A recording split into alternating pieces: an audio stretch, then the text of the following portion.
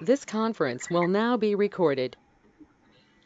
अद्य मङ्गलवासरः अथवा भौमवासरः पौषशुद्ध नवमी दिनांक 11 जानेवारी 2022 चरक विमानस्थान अध्याय 5 शङ्खं चक्रं जलकान्दतमृतघटं चारुदोर्भिश्चतुर्भिः सूक्ष्मस्वच्छातिरुद्यांशुकपरिविलसन् मौलिमम्भोजनेत्रं कालाम्भोदोज्ज्वलाङ्गं कटितटविलसच्चारुपीताम्बराढ्यं वन्दे धन्वन्तरिं तं निखिलगतवनप्रौढदावाग्निलीलम् प्रौढदावाग्निलीलम् ब्रह्मणो हि समारब्धा मात्रेयाद्येषु पूजिताम् अस्मदाचार्यपर्यन्तां वन्दे गुरुपरम्पराम् आयुर्वेदरतं वन्दे माधवाख्यं महागुरुम् आयुर्वेदामृतं सर्वं शिष्येभ्यो यः प्रदत्तवान्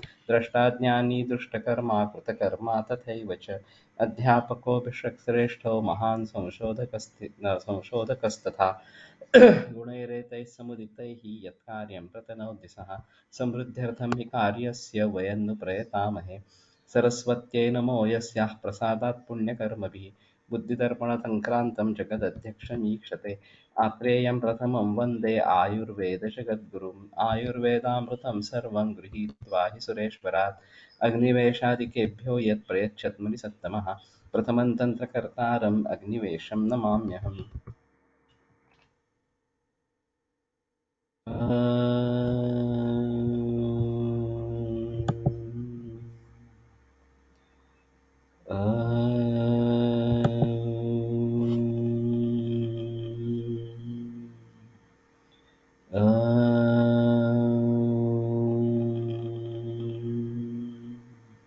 ॐ शांति शांति शांति।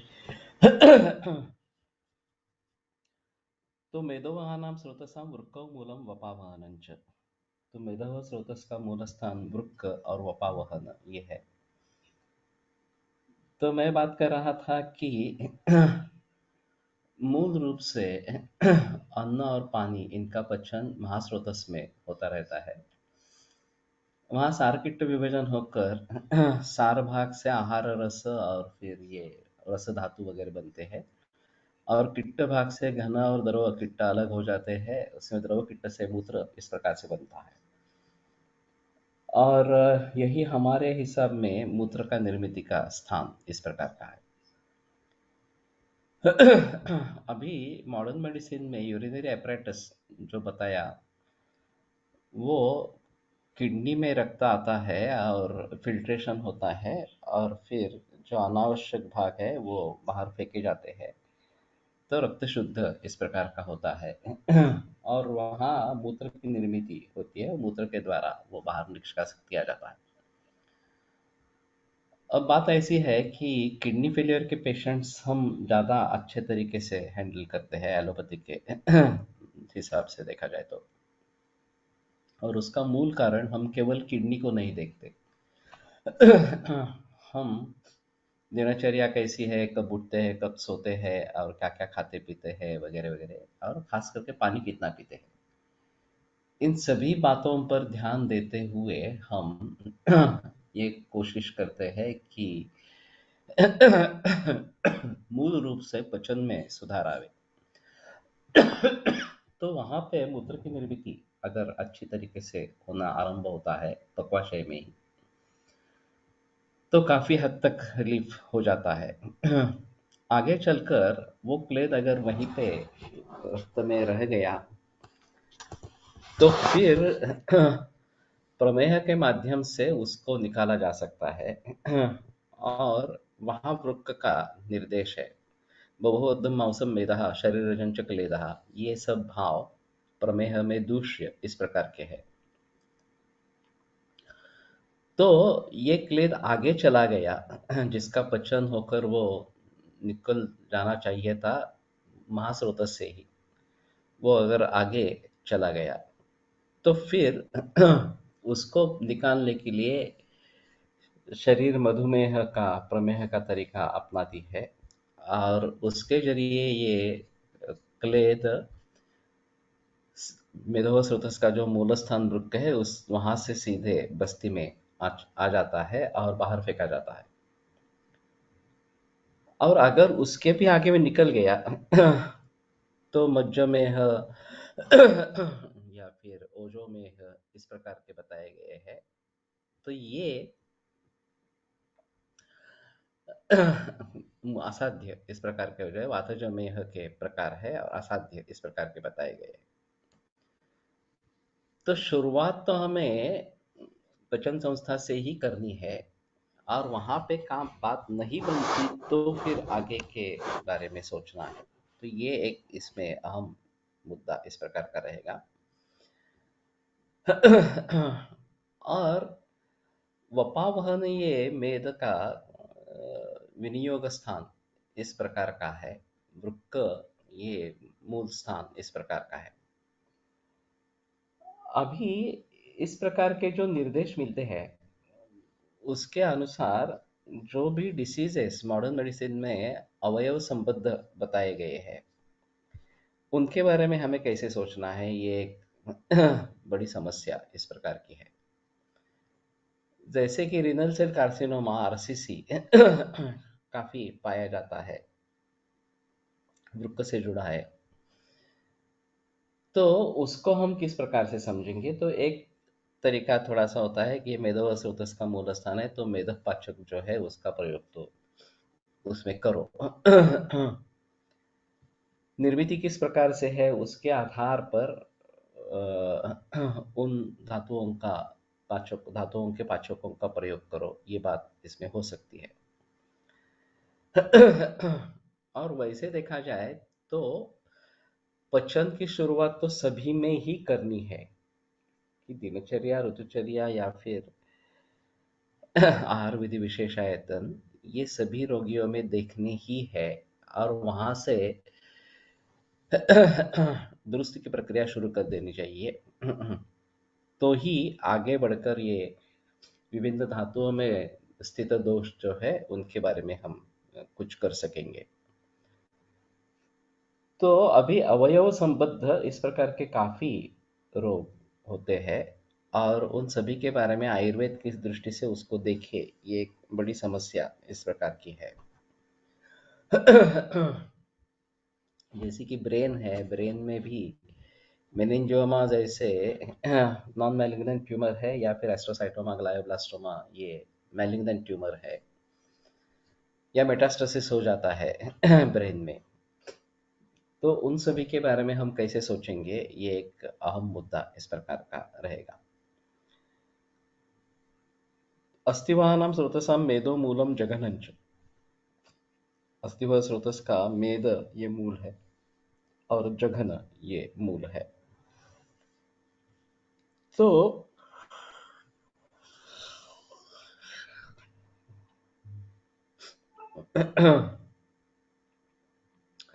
यहाँ भी मेदो मूल यानी कि क्या, कौन सा मेद, ये एक सवाल रहता है।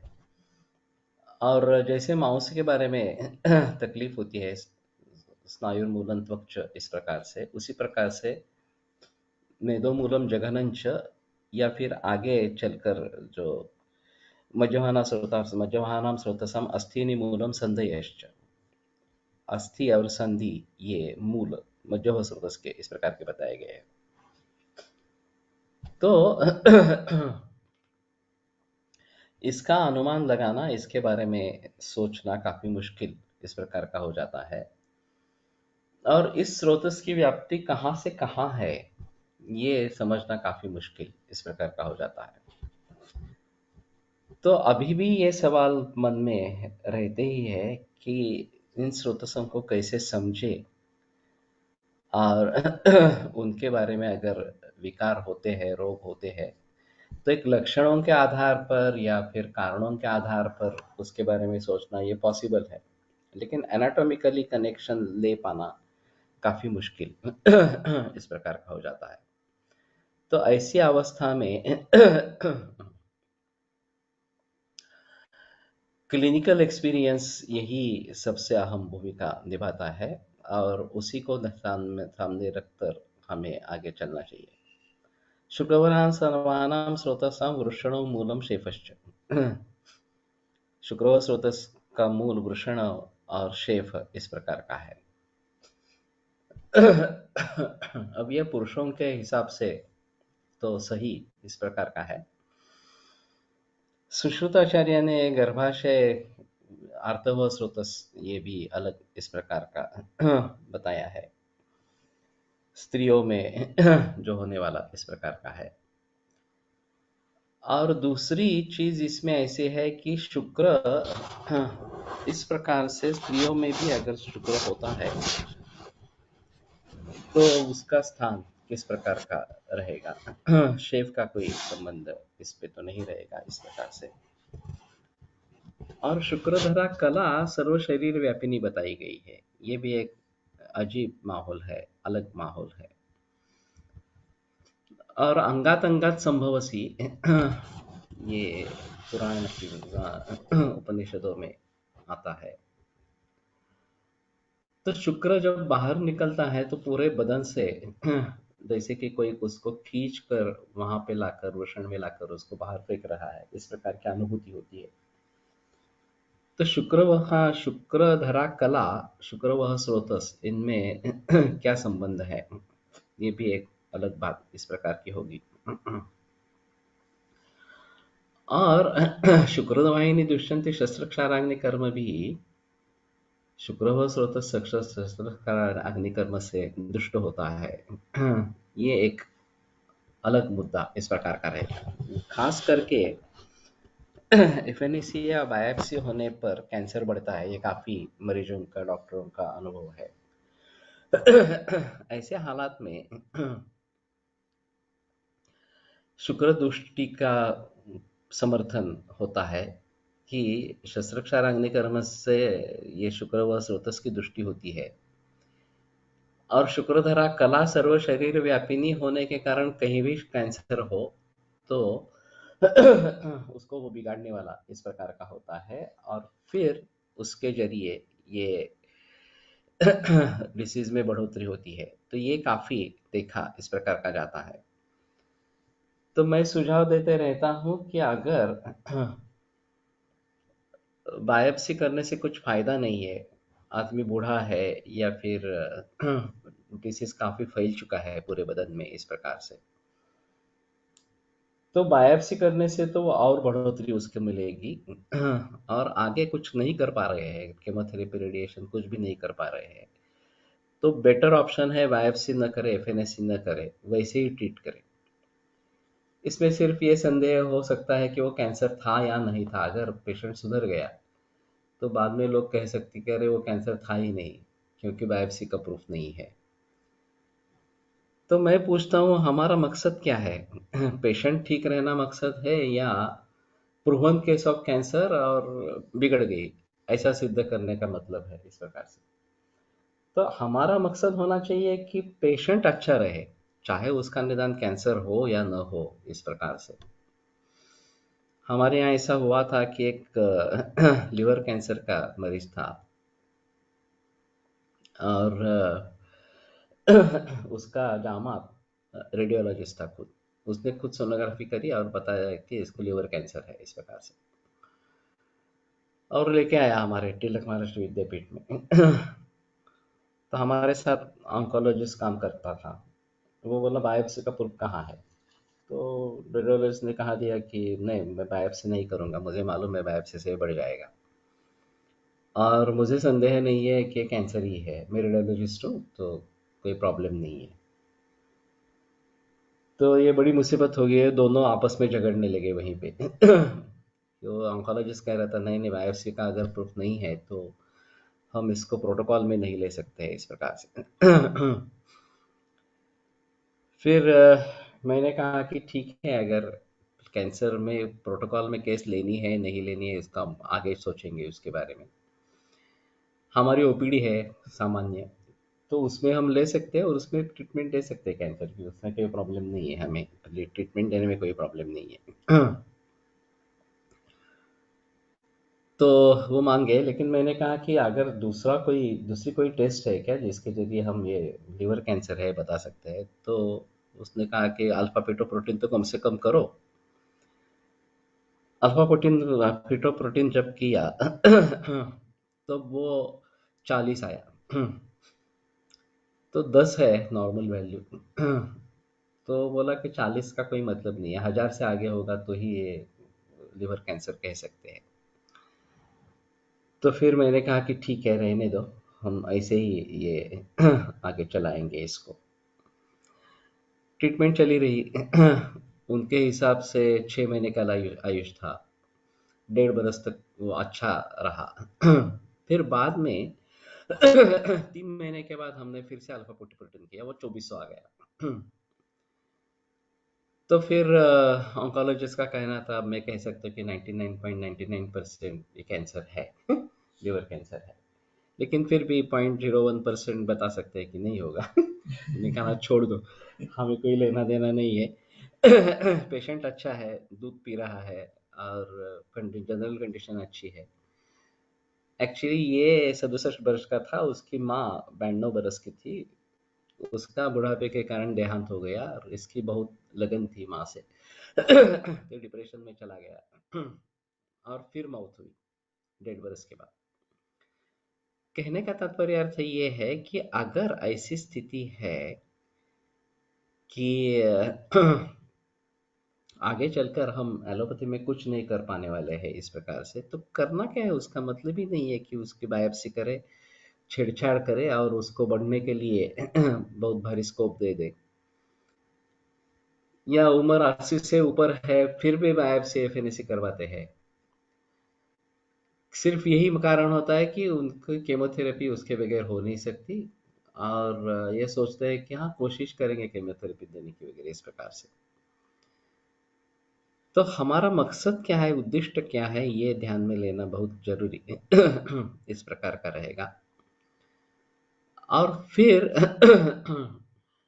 योग्य निर्णय करना है कि बायोप्सी करनी है नहीं करनी है। मैं एक एक्सीजन बायोप्सी का ऑप्शन देता हूँ। अगर इन टोटो कैंसर ट्यूमर निकाला जा सकता है, ये काफी कम लोगों में कंडीशन दिखाई देती है, ब्रेस्ट कैंसर में कभी कभी दिखाई देती है, तो एक्सीजन बायोप्सी करो और फिर हिस्टोपैथ में दे दो। या गर्भाशय का कैंसर है, टोटल हिस्टेक्टमी करो। और अगर उम्र कम है तो उफरेक्टमी मत करना, सिर्फ हिस्टेक्टमी करना। अभी पेट स्कैन के जरिए ये पता चल सकता है कि अन्यत्र कहीं स्प्रेड है नहीं है, लेकिन फिर भी ओपन करने के बाद ही सच जो है वो सामने आता है। इसमें ज़्यादा निर्भर नहीं रह सकते हैं। फिर भी हिस्टेक्टोमी करवा लेना ये बेटर ऑप्शन इस प्रकार का रहेगा, और फिर उसको हिस्टोपैथ के लिए भेज देना। और फिर उसमें कैंसर कंफर्म होता है तो ये बताते रहते हैं कि चलो अभी केमो करो वगैरह वगैरह इस प्रकार से। तो कहने का तात्पर्य अर्थ ये है कि सोच समझकर निर्णय करना है। केवल डायग्नोसिस के लिए डायग्नोसिस ये बात नहीं होनी है। डायग्नोसिस का अंतिम फल चिकित्सा है। ये निदान हो गया तो इसके आधार पर ये चिकित्सा करनी है। अगर वो नहीं कर पाएंगे तो कोई मतलब ही नहीं डायग्नोसिस करके छोड़ देने का इस प्रकार से। और खास करके कैंसर के मरीज को, जबकि ये एफएनएसी और बायोप्सी बहुत पीड़ा बढ़ाती है, तेजी से डिसीज बढ़ता है, तो इस प्रकार से वो करना योग्य इस प्रकार का नहीं है।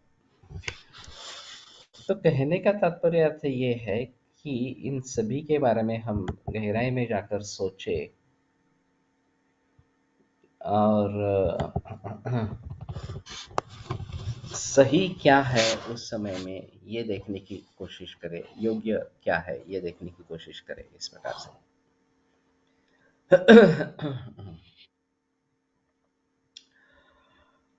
प्रदुष्टानां तु खलु येषां रसादिवः स्रोतसां विज्ञानानि उक्तानि विविधाशितपीतिये। यान्येव हि धातूनां प्रदोषविज्ञानानि तान्येव तथास्मन् प्रदुष्टानां धातुस्रोतसाम्। तो ये अगर प्रदुष्ट हो जाते हैं तो उसका जो विज्ञान है वो चरक सूत्रस्थान 28वें अध्याय में बताया गया है। तो विविधाशित पीति ये जो अध्याय है यान्यवे धातूनां प्रदोष विज्ञानानि, धातुओं के प्रदोष के बारे में जो ज्ञान है वही उनके स्रोतस के दृष्टि का ज्ञान इस प्रकार का है। तो ये आयुर्वेदिक खासियत इस प्रकार की रहेगी कि हमारे दृष्टि से कौन सा दूष्य है। अश्रद्धा चारुचिष्टास्य वैरस्य मरसज्ञता वगैरह जो रस प्रदोष रोगा वगैरह बताया गया है, उन लक्षणों को ध्यान में रखते हुए हमें ये सोच लेना है कि रसव सुतस दुष्ट हो गया है और फिर रसपाचक का प्रयोग कर सकते हैं।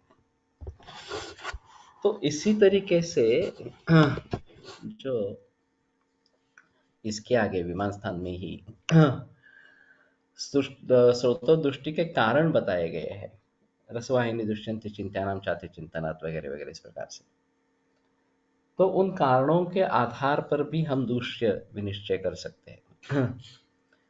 तो कहने का तात्पर्य अर्थ है कि स्रोतोदृष्टि कारण और स्रोतोदृष्टि लक्षण, इन दोनों के आधार पर विशिष्ट स्रोतस इसमें इन्वॉल्व हुआ है, ये हम सोच सकेंगे और वो एलोपैथी के हिसाब से कुछ अलग ही होगा। खास करके रसव स्रोतस की दृष्टि है, ये एलोपैथी में समझ पाना काफी मुश्किल इस प्रकार का है। तो हमारे हिसाब में चिंत्यानाम चाति चिंतनात् वगैरह गुरुशीत मतिस्निग्धम अतिमातम समझना था, इस प्रकार की बात होती है। तो रसव स्रोतस की दृष्टि है, रक्तव स्रोतस की दृष्टि है वगैरह वगैरह, इन सभी बातों का पता चल पाता है। और फिर कम से कम उनके जो पाचक है वो तो दे सकते हैं, क्योंकि दोष उन धातुओं में स्थित इस प्रकार के हैं।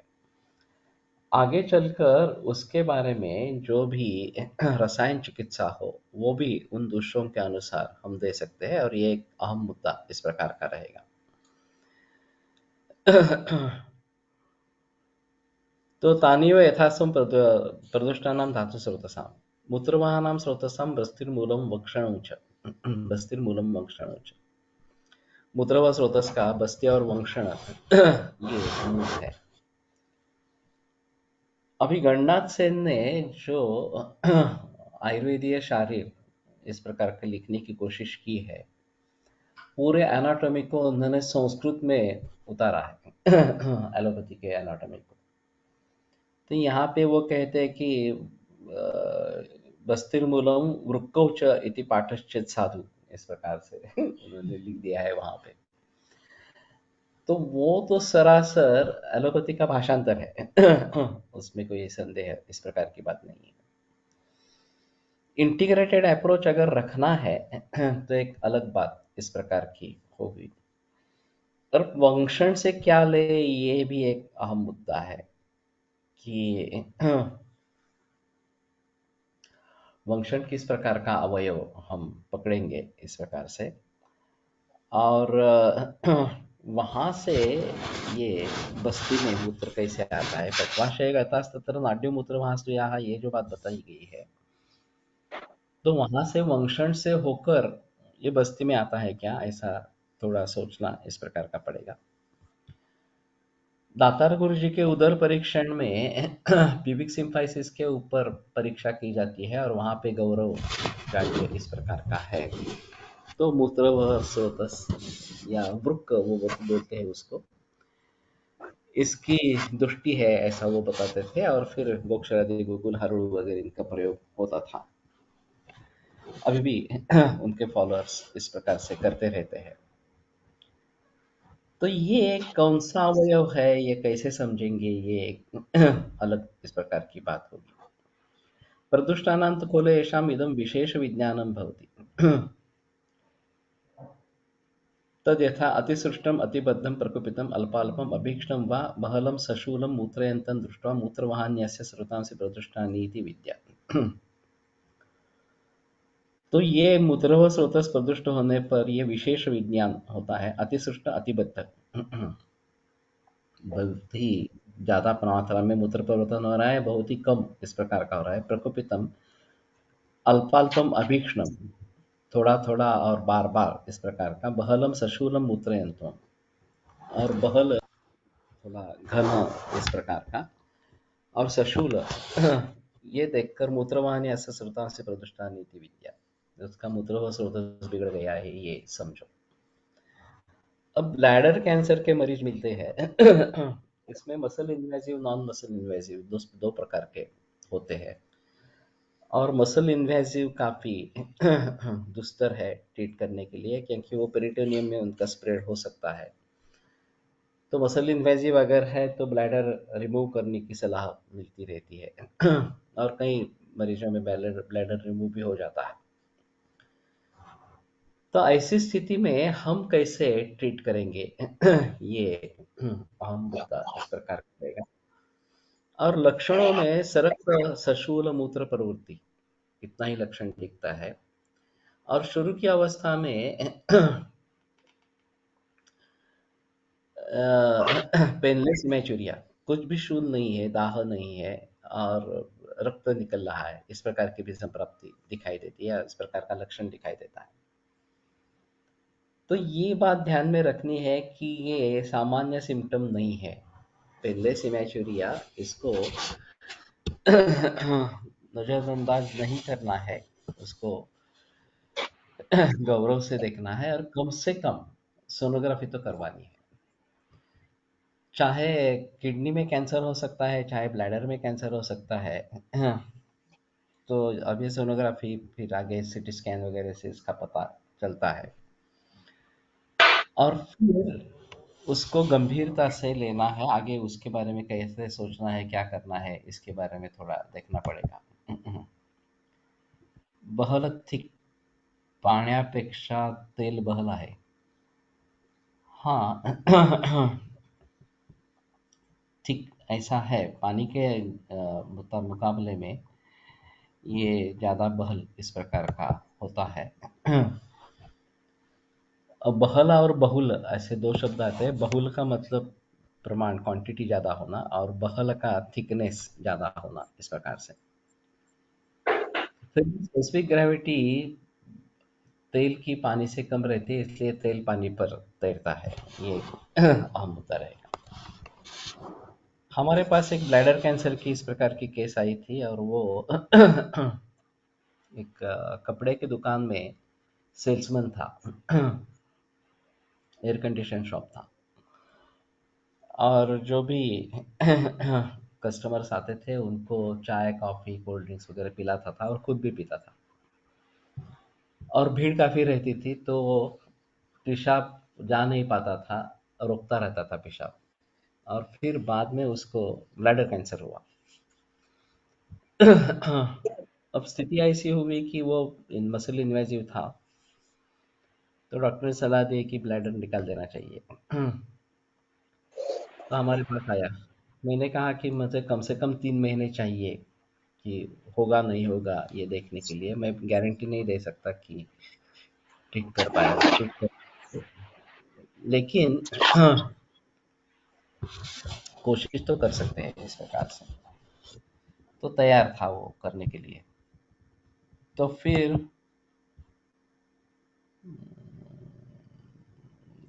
ते म्यूट करायचं कुठं ऑप्शनच नाही वाटतं याच्यात काय.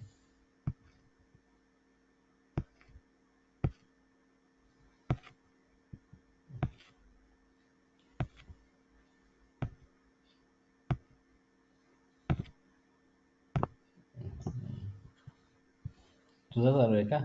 मैंने म्यूट कर रहा था यहीं से, मेरे यहाँ से। किया तुमने?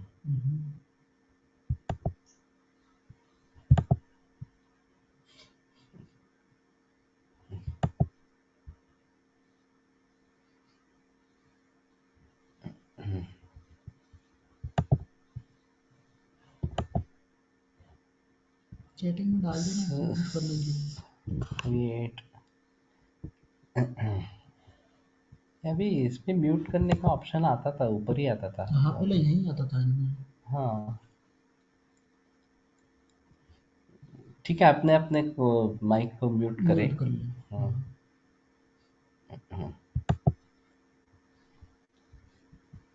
तो फिर हमने उस मरीज में ये मूत्र वेगावरोध को ध्यान में रखते हुए अवपीड़क स्नेहपान करवाया और बस्ती दे दिए डायरेक्टली बस्ती में इस प्रकार से। तो काफ़ी फायदा इसका हुआ। 3 महीने के बाद फिर से सिस्टोस्कोपी हुई तो वो मसल इन्वेजिव नहीं रहा था लोकल थोड़ा सा इरोजन था तो टीयूआरबीटी कर दी। फिर 1 बरस के बाद फिर से एक बार सिस्टोस्कोपी हुई, उसमें भी ऐसा ही रहा कि लोकल इन्वेजिव इस प्रकार का है, मसल इन्वेजिव नहीं था।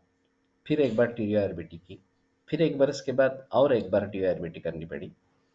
उसके बाद में वो ठीक हो गया। फिर आगे नौबत कोई नहीं आई। ये काफ़ी पुरानी केस है, 1918 1998-99 इसकी केस है। तो अभी तो काफ़ी बरस हो चुके हैं इसके 22-23 बरस हो गए। तो जहाँ हमें संप्राप्ति अच्छी तरीके से ध्यान में आती है तो उत्तर बस्ती का इसमें ज़्यादा अच्छा रोल रहा और अवबीड़ का स्नेहपान का ज़्यादा अच्छा इस प्रकार का रोल रहा। तो इस प्रकार से इसमें हम देख सकते हैं कि कैसे अच्छे रिजल्ट इसमें पा सकते हैं। तो बहलम सशूलम मूत्रयंत्रम, लेकिन ये सशूल वगैरह इस प्रकार का भी नहीं है तो भी कैंसर हो सकता है शुरू की अवस्था में। अभी यूरिन साइटोलॉजी की जाती है परीक्षा और उसके जरिए अगर यूरिनरी apparatus में कहीं कैंसर है तो पता चलता है। मुझे ये बात वियन्ना में पता चली। मेरी एक वहाँ ऑन्कोलॉजिस्ट से मुलाकात हुई और उनका कहना था कि अब हम ये बाकी परीक्षण ज़्यादा बताते नहीं हैं, यूरिन साइटोलॉजी करवाते रहते हैं और उसके जरिए पता चलता है। तो फिर मैंने पुणे में पूछा तो पता चला कि अजित गुरुवेल करके यहाँ यूरिन साइटोलॉजी होती है एजी डायग्नोस्टिक्स में। तो मैं अभी यहाँ पे सुझाव देता हूँ कि यूरिन साइटोलॉजी करवा लो इस प्रकार से। तो ये एक बात अहम इस प्रकार की रहेगी और इसमें से वो कैंसर के जो ट्यूमर है उसके टुकड़े टुकड़े निकलते रहते हैं, वो कभी कभी अटक जाते हैं तो ये मूत्र जठर जैसा हो जाता है और जब वो थोड़ा दूर हो जाते हैं तो मूत्र निकलता है, नहीं तो कैथेटर डालना पड़ता है। तो ये काफ़ी वैसे मुश्किल इस प्रकार का है। मेरे पास एक बहुत ही दूसरी प्रकार की केस थी, अजीब थी। ओरिजिनल ब्रेस्ट कैंसर था और उसको 5 बरस हो गए और छठे बरस में लंग, लीवर, यूटेरस और ओवरी इसमें कैंसर स्प्रेड हो गया। अभी एक अजीब माहौल था कि बोल रहे थे डॉक्टर कि 5 बरस हो गए हैं तो ये नया है कैंसर पहले वाले से कोई ताल्लुक इस प्रकार का नहीं है। अभी नहीं मानते इस प्रकार से, अभी मानते हैं कि 10-15 बरस 20 बरसों के बाद भी ओरिजिनल कैंसर उभर आता है। अभी ये इस प्रकार का है। तो इसकी हालत बहुत खराब थी और लंग्स में था तो सांस फूलती थी, प्लेरल एफिजन था और उम्र भी ज़्यादा थी, 72 उम्र थी। तो मैंने दवाइयाँ शुरू कर दी, दूध पे रखा और मैं बाहर गाँव गया। मैं 8-15 दिन में आने वाला था इस प्रकार से। तो जब हम वापस आए तो मुझे पहली आशंका वही थी कि ये इसका क्या हुआ होगा। तो बोली नहीं, मेरा तो बिल्कुल अच्छा चल रहा है, 1.5-2 लीटर दूध जा रहा है, कुछ तकलीफ नहीं है, सांस भी नहीं फूल रही है, पेट में दर्द नहीं है, कुछ नहीं है इस प्रकार से। तो इस प्रकार से उसका 1.5 बरस अच्छा गया इसी तरीके से। फिर बाद में तकलीफ शुरू हुई और फिर 6 महीने के बाद देहांत इस प्रकार का हो गया। तो एक इसमें अहम मुद्दा इस प्रकार का रहता है। उसमें एक नौबत आई कि यूटेरस में था स्प्रेड और एक दिन मूत्र संघ हो गया। और काफ़ी पेट फूल गया। तो कैसे करेंगे, ऐसा मैं सोच रहा था कि कैथेटर स्टोन करना पड़ेगा, क्योंकि ये तो प्रेशर सिम्टम था। ये ब्लैडर में कुछ नहीं था, लेकिन गर्भाशय के सप्रेशन से मूत्र बंद हो गया था। लेकिन उस बार पहली बार मैंने क्षार का प्रयोग किया, यवक क्षार घी के साथ उसको दे दिया, थोड़ी ज़्यादा मात्रा में इस प्रकार से, और उससे अवरोध दूर हो गया। मूत्र निकल आया, तो फिर आगे नौबत नहीं रही। और उस समय में हर रोज सुबह उसका फोन आता था, आज ये हुआ वो हुआ। जब वो बिगड़ने लगी तो हर रोज सुबह उसका पहला फोन आता था 7 बजे की, ऐसा है वैसा है वगैरह वगैरह इस प्रकार से।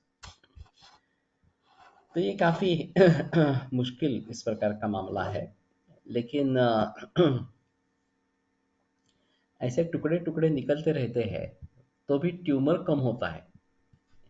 टीआरबीटी करके अंदर से जला देते हैं, लेकिन ये एक तरीके से सर्जरी होती रहे, शरीर खुद ही उसको बाहर निकालने की कोशिश करता रहता है, तो ये भी एक अच्छा इस प्रकार का होता है।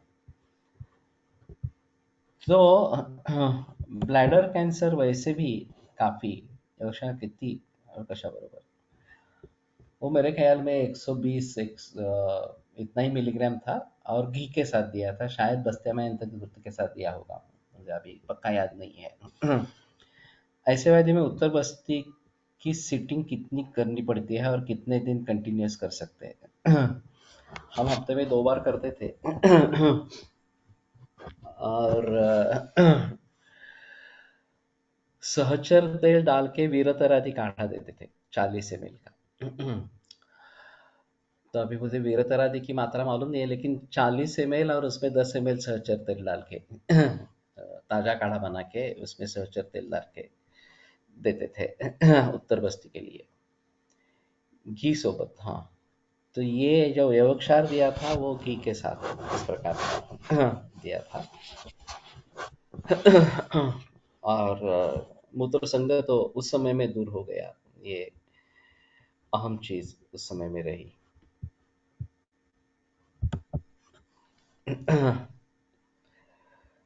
पुरीशवानां स्रोतसां पक्वाशयो मूलम स्थूलगुदंच। तो पुरीशव स्रोतस का पक्वाशय और स्थूलगुद ये है। प्रदुष्टानां तु खलु येषामिदं विशेषविज्ञानं भवति, तद्यथा कृष्णेन अल्पाल्पं सशूलशब्दं सशब्दशूलम् अतिद्रवम् अतिग्रथितम् अतिबहु च उपविशन्तं दृष्ट्वा पुरीशवान्यस्य स्रोतांसि प्रदुष्टानि इति विद्या। अब स्थूलगुदो किसको कहेंगे, ये एक मुद्दा है। और रेक्टम या फिर जो 3 वली इस प्रकार की बताई गई है, इनको इसमें पकड़ सकते हैं। और रेक्टल कैंसर काफ़ी दिखाई देते हैं। तो अगर गुदा से थोड़ा ऊपर है तो शायद सर्जरी की बात हो सकती है एलोपैथी में। और एंड टू एंड एनास्टोमोसिस करते हैं, वो उतना भाग कट कर देते हैं और जो 2 सिरे हैं उनको जोड़ लेते हैं। और जनरली अगर कहीं दूसरी जगह स्प्रेड नहीं होता है तो इससे काफ़ी अच्छा रिलीफ मिल जाता है। लेकिन अगर गुदद्वार के बहुत नज़दीक इस प्रकार का होता है तो कोलोस्टोमी की जाती है। तो वो बाहर निकालते हैं उसका जो मुख है वो, और फिर उसमें प्लास्टिक बैग लगाते हैं, उसमें ये संचय पुरुष का होता रहता है, जिसको दिन में 2-3 बार साफ करना पड़ता है इस प्रकार से। तो कहने का तात्पर्य है कि इन सभी मरीजों में हमें मरीज को देखकर कैसे करना है, क्या करना है, इन बातों का ख्याल रखना है। एक निश्चित रूप से ऐसा ही करना है ऐसा नहीं बता सकते इस प्रकार से। और एक बार कोलोस्टमी हो गई तो फिर वहां तक औषध पहुंचना ये एक मुश्किल बात हो जाती है। जब तक वहां का कनेक्शन है महास्रोत से, तब तक दवा आसानी से वहाँ पर पहुँच सकती है। एलोपैथी में जो केमोथेरेपी वगैरह किया जाता है वो ब्लड के थ्रू वहाँ पे पहुँचना है, वो वहाँ जाते जाते बहुत सारे अन्य जगह भी जाती है केमोथेरेपी और फिर वो तकलीफ देती है।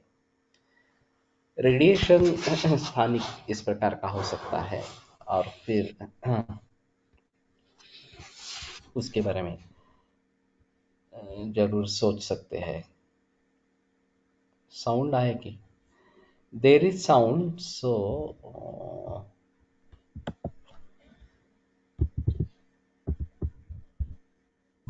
ये सिर्फ तुम्हारा प्रॉब्लम होगा।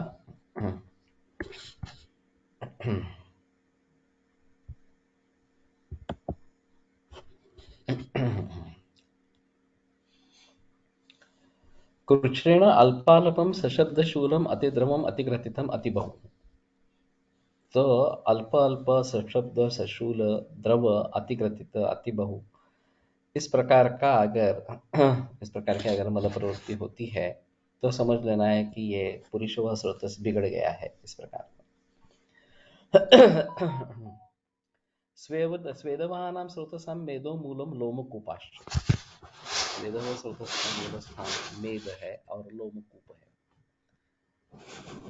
अब ये बात थोड़ी अलगता से ध्यान में रखनी चाहिए, क्योंकि मेदोह स्रोतस का मूल स्थान वृक्क है और स्वेदोह स्रोतस का मूल स्थान मेद है इस प्रकार से, और लोमकूप इस प्रकार से है।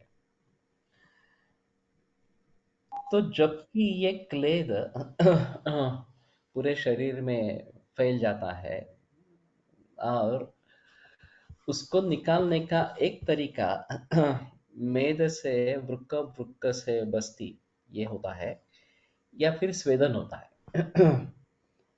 डायबिटीज के बारे में अभी बताते हैं कि रिगरस व्यायाम ये डायबिटीज की अच्छी दवा है। यहाँ बेंगलोर में कोई व्यक्ति काम करता था और केवल रिगरस व्यायाम से डायबिटीज से मुक्ति दिलवाता था। तो ये जो स्वेद निर्माण करना इस प्रकार का है, तो क्लेद को किसी ना किसी तरीके से बाहर निकलना है। मूत्र से क्लेद वाहनम और स्वेद से क्लेद विदुरति, ये अपोजिट कर्म इस प्रकार के बताए गए हैं।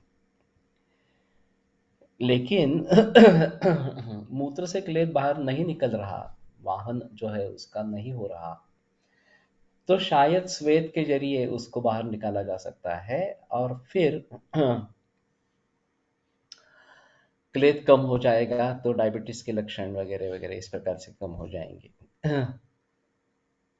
तो एक वाटर बैलेंस शरीर में जो रखना है, कितना पानी पी रहे हैं, कितना बाहर जा रहा है और कितना कंजम्पशन उसका हो रहा है, ये विभिन्न अवयवों के जरिए जो काम में लाया जा रहा है इस प्रकार से।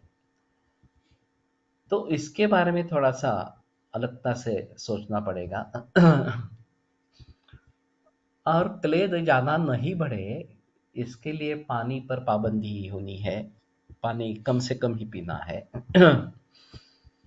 उबाल के लेना है, नहीं तो ये लाजा सुवर्ण सिद्ध जल इस प्रकार का करके ले सकते हैं। और फिर वो भी कम ही लेना है। ये इसमें अहम मुद्दा इस प्रकार का रहेगा। तो मेद एक अहम धातु है दोनों के हिसाब से, मूत्र के हिसाब से भी और स्वेद के हिसाब से भी। तो मेदोवाहिनी दुष्यंती वारुण्याश्चाति सेवनात् वगैरह जो आगे आएंगे इसके हेतु, तो स्वतो दृष्टि के हेतु, तो उनके ऊपर ज़्यादा ध्यान देना इस प्रकार का पड़ेगा। और खास करके जहाँ जहाँ मेद दूष्य है वहाँ इन सभी बातों को देखना पड़ेगा। अब मैं बहुत दिनों से ये सोच रहा था कि व्याधि और दूष्य इनका संबंध जुड़ा है संप्राप्ति के जरिए। दोषास्त्वंगमांस मेधांसि संदुष्य विविधा कृतिन मांसां कुरान अपानादो कुर्वन्त्यर्षांसि तान् जगुः, ये जो बात बताई गई है। तो अर्श में मांस मेद त्वक ये दूष्य इस प्रकार के बताए गए हैं। वैसे प्रमेह में मांसमेध दूष्य है और कुष्ठ वगैरह में भी इस प्रकार के दूष्य है। तो इनमें कॉमन मेडिसिन कौन सी है? ये अगर हम देखेंगे तो इन दोषों पर वो काम करने वाली मेडिसिन है, ऐसा सोच सकते हैं। क्लिनिकमध्ये सीए केसेस घेताना पेशंटला इतरांपेक्षा खूप जास्त आठवा, खूप कमी घाम येतो,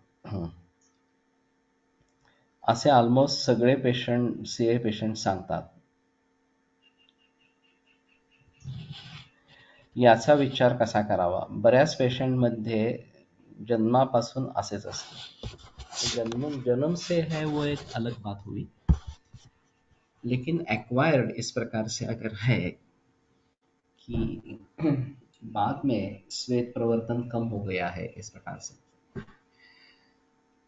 तो मैं मानता हूं कि धातुओं में स्थित इस प्रकार के जो मल रहेंगे उनको अगर बाहर निकाल देना है इस प्रकार से, तो श्वेत एक अच्छा तरीका इस प्रकार का है। कोलटकर सर की एक अजीब केस इसमें लिखी गई है कि उसको पसीना बिल्कुल नहीं आता था और मेन कंप्लेंट कॉन्स्टिपेशन की थी, मलावष्टुम्ब था। तो सर ने उसको त्रिभुवन कीर्ति दे दी और त्रिभुवन कीर्ति देने से पसीना भी आना शुरू हो गया और कॉन्स्टिपेशन भी रिलीव हो गया। पुरुषमूत्र स्वेदांसिन सज्जन्ति कथंचन, ये स्वेदाध्याय में पहला ही सूत्र है इस प्रकार से। तो अगर स्वेदन भली भांति अच्छा इस प्रकार का होता है तो पुरुष मूत्र और रेतस ये ठहरते नहीं है, बाहर निकलते हैं, ऐसा कहा था, कहना था वहां पे। तो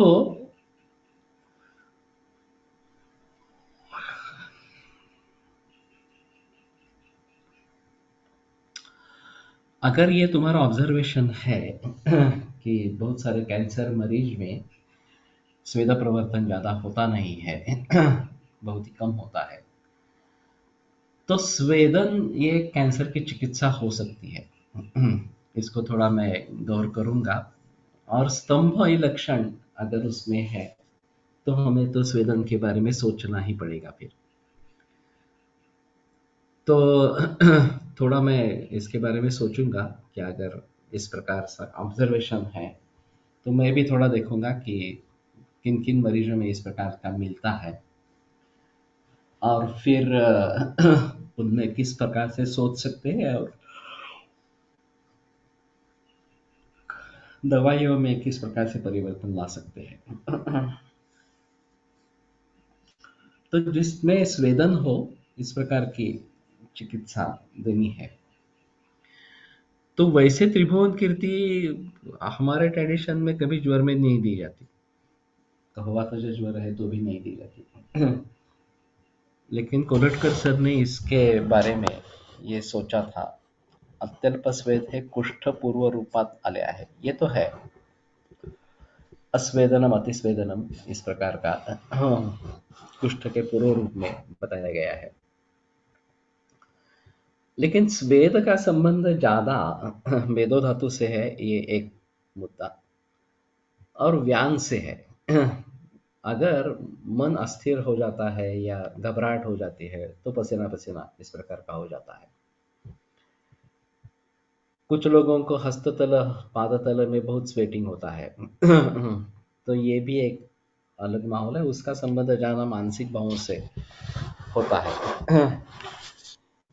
तो ये बातें ध्यान में रखते हुए उनकी ट्रीटमेंट करनी है कि क्या देना है क्या नहीं देना है, उसके बारे में थोड़ा सोचना इस प्रकार का पड़ेगा। लेकिन मेदो मूलम लोमकूपाश्च, मेदो मूल और लोमकूप ये है, और सिरा का जो जालक है ये रोमकूपों से संबद्ध हो जाता है। नाभि प्रभव जो सिराएं बताई गई इस प्रकार से उनका संबंध लोमकूपों से इस प्रकार से बताया गया है। तो एक रक्त का भी उसमें हम जोड़ सकते हैं और उसके जरिए थोड़ा देखना चाहिए कि चिकित्सा में किस प्रकार से परिवर्तन कर पाएंगे. There will be limitation to how many days tricky can be given. What other स्वेदजनरल मेडिसिन कैन बी गिवन. वैसे मुझे नहीं लगता कोलेटकर सर ने ज़्यादा दी होगी. एक हफ्ते में वो अगर ठीक हो गया होगा तो बंद कर दी होगी. मूल मुद्दा था कि स्वेद प्रवर्तन नहीं हो रहा है. अभी उदर की संप्राप्ति में भी दोषास्त्वंगों से वेदा नहीं रुद्वा.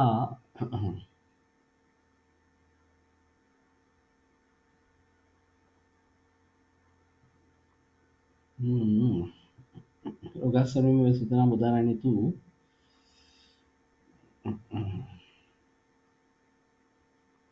ज्वर की संप्राप्ति में भी स्वेदावरोध है.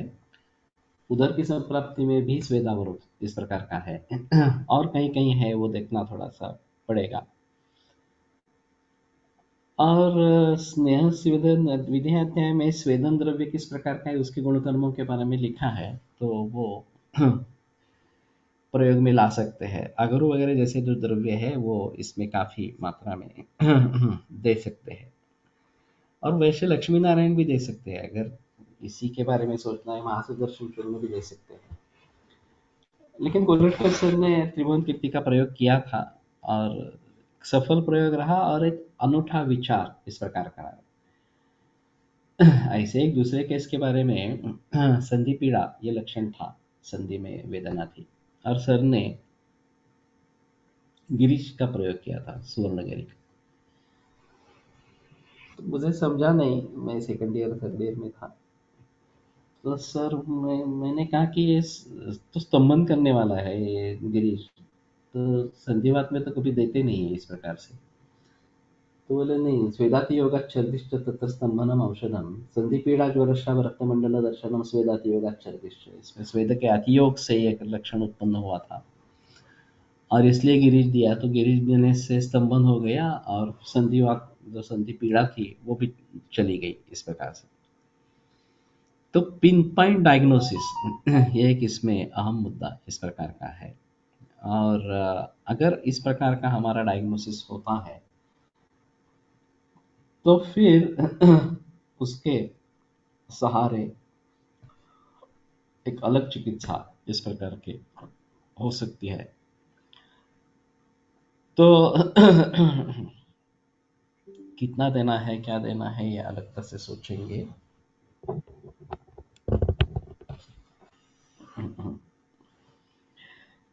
और फिर उसके बारे में बहस करनी पड़ेगी. तो मेदोमूलम लोमकूपाश्च ये एक अलग है. और जो नाभि प्रभव शिरा है उनका भी संबंध इस प्रकार के लोमकूपों से है. ये भी एक बात ध्यान में रखनी है.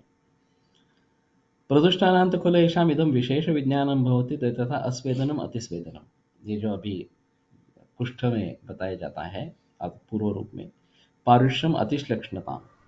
पारुष्य या अतिश्लक्षणता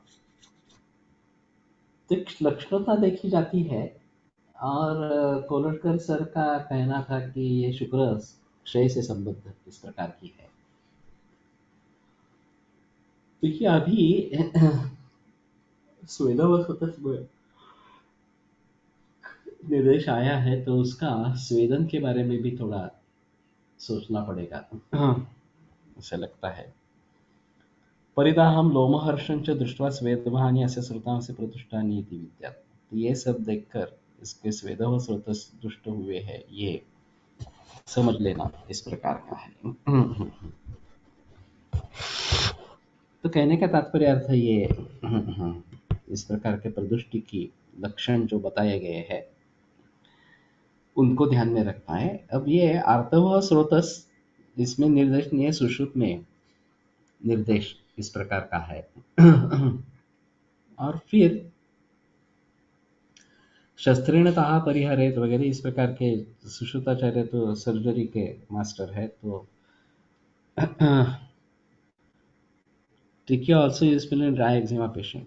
हो सकता है अगर अस्वेदन ये लक्षण है तो स्वेदन करने से फायदा होगा इस प्रकार का. श्रोतांसि शिराधमन्यः रसायन्यः रसवाहिन्यः.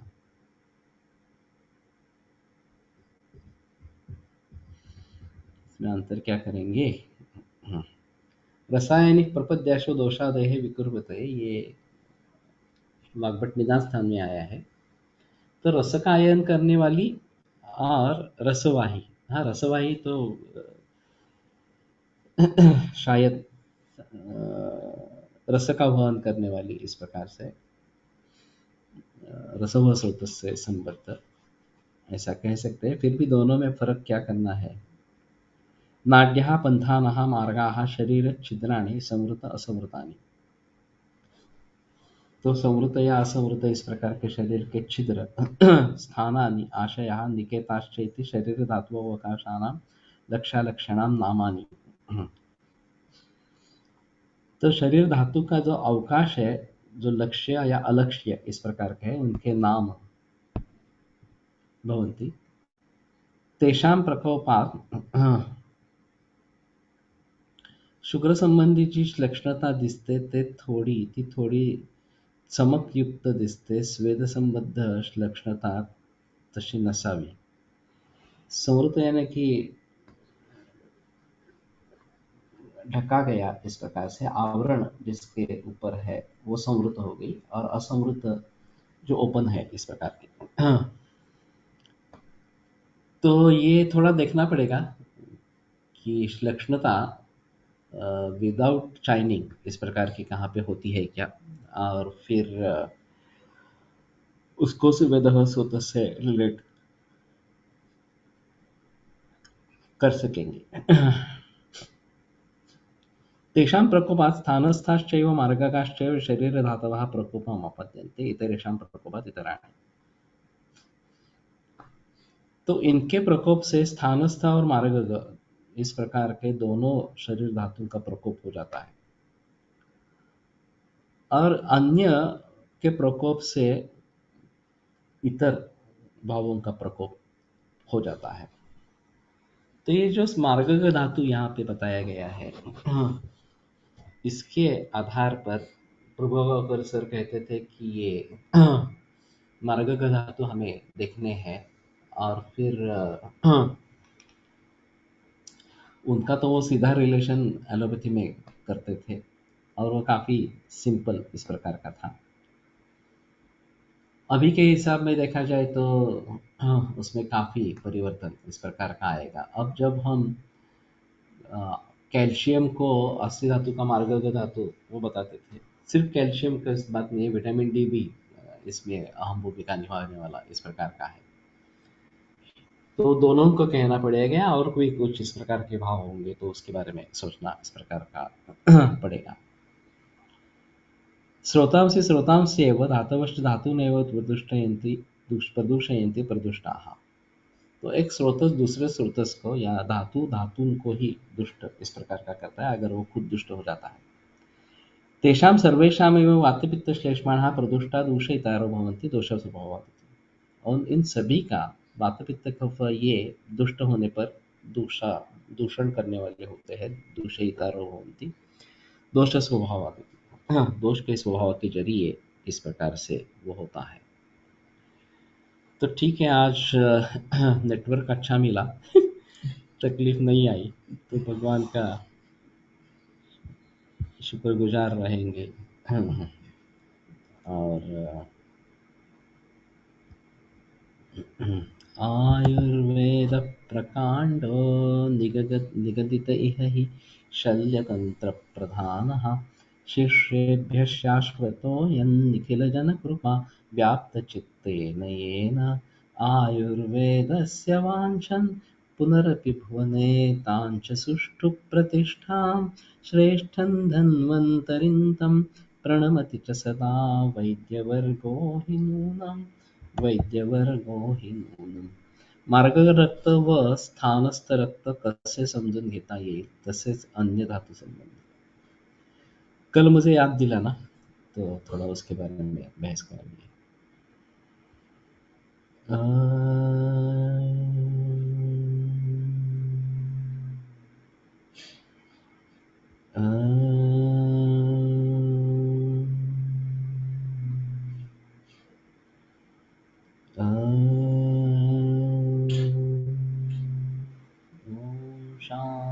शान्तिः विरम्यते व्याख्यानव्यापारात् श्वः पुनरपि मिलिष्यामः।